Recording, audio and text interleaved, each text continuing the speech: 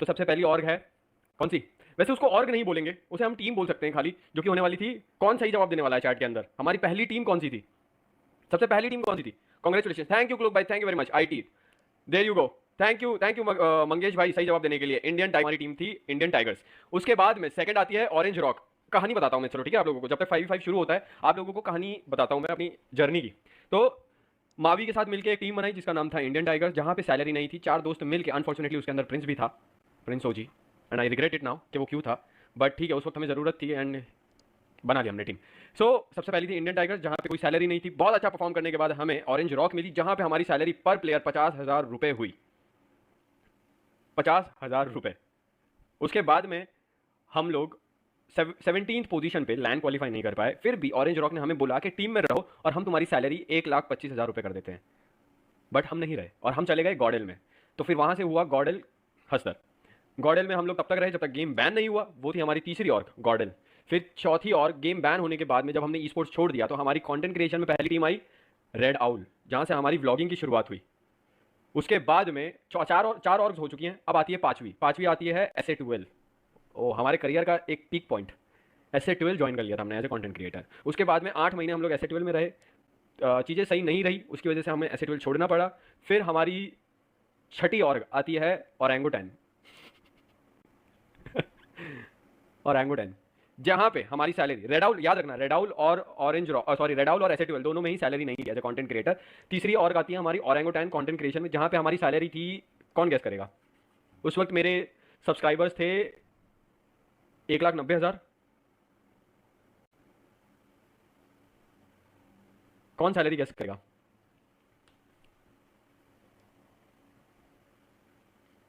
आप लोग गलत हो। वैसे मैं बता सकता हूँ, अब तो उनकी सैलरी बता सकता हूँ क्योंकि 2 साल के ऊपर हो गया है। बताऊँ? ठीक है, वहाँ पे ओरेंगुटैन में मेरी सैलरी थी 1,80,000 रुपये, 1,80,000 रुपये। ऑलराइट, ठीक है। फिर आता है हमारी अगली ऑर्ग, जिसमें हम सिर्फ 2 महीने ही रह पाए, जो कि थी हैदराबाद हाइड्रास।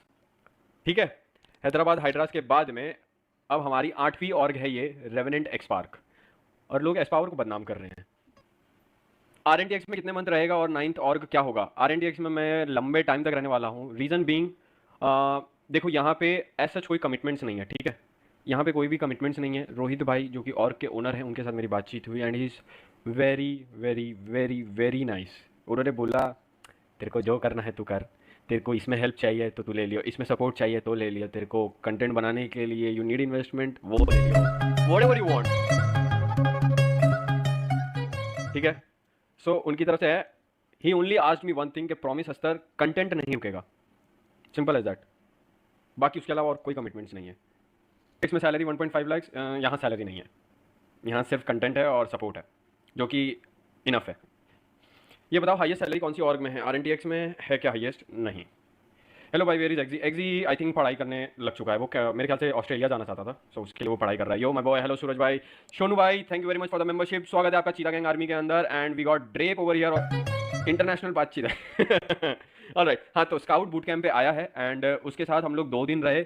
भाई मैं तुम्हें सच्ची बताऊं, स्काउट कंटेंट नहीं बनाता है, आई डोंट नो क्यों नहीं बनाता इतना ज़्यादा कंटेंट, बट उस बंदे के आसपास, हम लोग बूट कैंप में भी यही बात करते हैं कि अगर उस बंदे के आसपास कोई कैमरा लेके घूमे 24 घंटे और वो क्लिप्स यूट्यूब पे डाल दी जाए, मुझे नहीं लगता उस बंदे को कंटेंट क्रिएशन में कोई पीछे छोड़ सकता है। उसकी बातचीत है ना, या तो यहाँ पे होती है या तो यहाँ पे होती है। उसकी बातें ऐसी है कि तुम सुन के ना हंसने लग जाओगे। गाने की वॉइस कम कर सकते हो? बिल्कुल कर सकते हैं मेरे भाई। ऑलराइट, कर दी। HS salary was 70,000। RNTX का कुछ शूट था क्या आज? स्काउट बूट कैंप पे आया है? नहीं, स्काउट बूट कैंप पे नहीं आया, RNTX का शूट। ऑलराइट, कंटेंट क्रिएशन की बात करते हैं सबसे पहले तो। सो रेवेनेंट में अभी के लिए फिलहाल 15 तारीख के बाद से 4 वीडियोस प्लान किए गए हैं, जिसमें से 3 वीडियोस फुल्ली प्लान हो चुके हैं कि हमें क्या क्या करना है। एक चौथा वीडियो जो है वो प्लान करना बचा है, उसके लिए अभी भी थोड़ा सा ब्रेनस्टॉर्मिंग चल रहा है। आइडिया सोचा गया था बट उसको अभी तक फाइनल नहीं किया गया है, क्योंकि ऐसा लग रहा है कि उससे बेटर कुछ हो सकता है। तो अभी फिलहाल के लिए हम लोग जो है प्लान कर रहे हैं, बट 3 वीडियोस जो है वो हो चुके हैं। मैं चाहता हूं कि RNTX के जितने भी फैंस हैं, जितने भी मेंबर्स हैं जो हमेशा से सपोर्ट करते आए हैं, उनमें से किसी को स्पेशल एक्सेस दिया जाए RNT बूट कैंप के लिए, जहां पे वो हर एक क्रिएटर से, हर एक ई स्पोर्ट्स प्लेयर से जो कि RNTX में है उससे मिल सकता है। ये आइडिया कैसा लग रहा है आप लोगों को? बाकी ऑर्ग्स ने करा है बट हम थोड़ा अच्छे से करेंगे। और आ, शुरू करते हैं, मैं बताता हूँ। सो सीन ये था कि जो BMPS केरला हुआ था, आप लोगों को अगर याद होगा, BMPS केरला में मैं पेंटा के लिए कंटेंट बनाने गया था, ठीक है, BMPS केरला में। वहाँ पे मैं जब गया था तो थर्ड डे पे मेरी मुलाकात क्रॉन्टन से हुई थी। क्रॉन्टन के साथ मुलाकात होने के बाद में क्रॉन्टन ने ऐसे ही बातों बातों में इनिशिएट किया कि गॉडेल ज्वाइन करने का क्या सीन हो सकता है। तो मैंने ये सोचा कि ज्वाइन कर सकते हैं, तो मैंने उसको बोल दिया हाँ ठीक है ज्वाइन कर लेंगे गॉडेल एंड ऑल। उसने मेरे को बोला कि ठीक है आज रात में बैठते हैं। तीसरा दिन था, ठीक है, आखिरी दिन था लैंड का। उसने बोला आज रात में बैठते हैं, चिल करते हैं थोड़ा सा, एंड फिर बातचीत करते हैं। मैंने मना कर दिया, रीजन बीइंग मेरे को पता था मैं 2019 से हूँ इस कम्युनिटी के अंदर, और अगर रात में यहाँ पे कोई बातचीत होती है तो वो सुबह लोग भूल जाते हैं। तो मैंने उससे बोला रात में नहीं करते हैं, घर जाते हैं, मैं घर जाके कॉल करता हूँ एंड लेट्स फाइनलाइज इट। उसने बोला ठीक है। मैं घर गया, घर जाने के बाद में भाई मैंने सामने से मैसेज करा, उसके बाद उसने बोला हाँ करते हैं, सीन करते हैं। थोड़ा टाइम चला, उसके बाद में सीन फिर से डेड हो गया। फिर फरवरी के मंथ में मैंने हेडीज़ को कॉल मिलाया एंड हेडीज़ से पूछा। उसके बाद में हेडीज़ बोला ठीक है आगे वापस से बात करना शुरू करते। वहाँ से हुई, होने के बाद में एक बार फिर से मेरे को गोस्ट कर दिया गया। मेरे को गोस्ट किसने किया मैं वो नहीं बताऊंगा, बट मेरे को गोस्ट कर दिया गया। एंड देन आई थॉट कि यार ये तो थोड़ा सा डिसरिस्पेक्टिंग है। आप अगर नहीं लेना है तो मना करिए, अगर नहीं लेना है तो मना करिए, ठीक है ना। तो वो था, बट वो मना नहीं, देवर लाइक हाँ आ सकता है आ सकता है आ सकता है आ सकता है।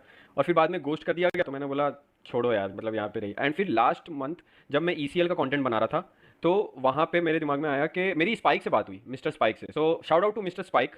मैंने ऐसे ही उसे कॉल मिलाया था कि मैंने पूछा था यार तू गॉडल में रहा है, so what is the scene. तो उसे अपना तो बताया एंड ही सेड कि बहुत अच्छा है वहाँ पे, चिल सीन एंड ऑल दो थिंग्स। बट मेरे को ऐसा भी रियलाइज़ हुआ कि एवरेज एवरेज सीन लग रहा है, मेरे को ऐसा लग रहा है। तो फिर उसने मेरे को बोला, स्पाइक ने, why don't you try Revenant expert, they are very good and मुझे ऐसा लगता है कि तू वहाँ पे बहुत अच्छा करेगा। तो shout out to mister Spike जिसने मेरे को ये चीज़ बोली। एंड मैंने उसकी बात मानी। मैंने रोहित भाई से बहुत पहले भी हमारी बात हुई थी रेवेनेंट एक्सपर्ट को ज्वाइन करने की, बट उस टाइम पे सिर्फ रेवेनेंट था, तब सीन नहीं बन पाया। बट फिर मैंने रोहित भाई से बात करी एंड भाई मैं सच्ची बताता हूँ यहाँ का प्रोसेस इतना स्मूथ था, इतना स्मूथ था। मैंने ट्यूसडे को रोहित भाई को कॉल मिलाया, वेडनेसडे को फाइनल हो गया, वेडनेसडे को लिटरली फाइनल हो गया। And I was so excited to join them. भाई मेरे को लिटरली उनसे बात करके ऐसा फील होना कि भाई एक बड़ा भाई मिल रहा है मेरे को। ही वॉज लाइक तेरे को जो करना है तू कर, जो तोड़ना है तोड़, जो फोड़ना है फोड़, जिससे पंगे लेने हैं तू ले ले, हम तेरे साथ खड़े हैं, तू आके इधर मजे कर। बस एक चीज है, कंटेंट बनाएगा, कंटेंट बनाएगा और कंटेंट बनाएगा, उसके अलावा तेरे को जो करना है we will take care of you. And ये चीज भाई उनकी मेरा ना दिल जीत ली भाई सच में। बस इस तरीके से ज्वाइनिंग हो गई। और स्काउट ने भी बहुत मदद करी इस चीज़ के अंदर। ही सेड के रोहित भाई ने सबसे पहले मेरे कॉल के बाद ही स्काउट से बात करी एंड स्काउट सेड के ही टुक माई स्टैंड एंड सेड के बंदा टैलेंटेड है and he should be given a chance. So thank you very much scout, thank you very much man. Even though मैं सच्ची बताता हूँ, जो लोग बोलते हैं कि थूक के चाटना and all those things, and ये मावी के साथ कुछ कंट्रोवर्सी हो गया, तो मैं सच्ची बताऊँ भाई, जब मावी के साथ सीन हुआ था, Patel bhai I am coming to your super chat, sorry brother. So जब मावी के साथ सीन हुआ था, मावी के सीन के अंदर ये था कि मैंने अपना स्टैंड लिया था। मेरे को ये नहीं था कि मेरे को स्काउट की तरफ से बोलना है या किसी और की तरफ से बोलना है, ऐसा कुछ भी नहीं था। मेरा जो था अंदर मैंने वो बोला था, और फिर बाद में मावी और मेरी बातचीत भी हो गई थी। और तब भी मेरी और स्काउट की कभी बातचीत नहीं हुई। हमारी पिछले 3 साल से बात नहीं हुई थी, जब से मैंने एसए 12 छोड़ा था। स्काउट और मेरी कभी बात नहीं हुई थी, लिटरली मेरे पास उसका नंबर तक नहीं था। मैंने रोहित भाई से नंबर लिया है थैंक्स बोलने के लिए कि तूने मेरा स्टैंड लिया। तो मेरी कभी उससे बातचीत नहीं हुई थी, बट स्टिल ही